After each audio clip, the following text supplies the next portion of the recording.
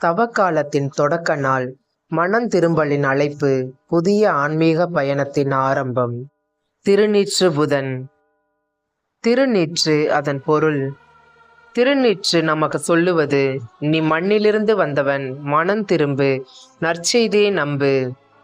நாம் தாழ்மையானவர்கள், வாழ்க்கை நிலையற்றது, கடவுளின் இரக்கம் அவசியம் என்பதை நினைவூட்டுகிறது.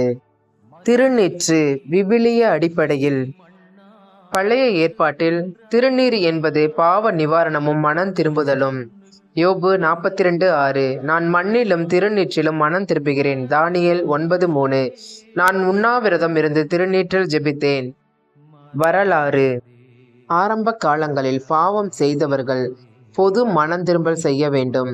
அவர்கள் திருநீர் பூசி ஜெபமும் உண்ணாவிரதமும் செய்தனர். காலப்போக்கில் இந்த நடைமுறை அனைவராலும் பின்பற்றப்படுகிறது. கிபி 10ஆம் நூற்றாண்டில் திருச்சபையின் அதிகாரப்பூர்வ நாளாக திருநீற்று புதன் நிலை பெற்றது. ஏன் 40 நாட்கள் தவக்காலம்? இயேசு 40 நாட்கள் பாலைவனத்தில் ஜெபமும் தவமும் செய்தார். மோசே 40 நாட்கள், எலியா 40 நாட்கள்.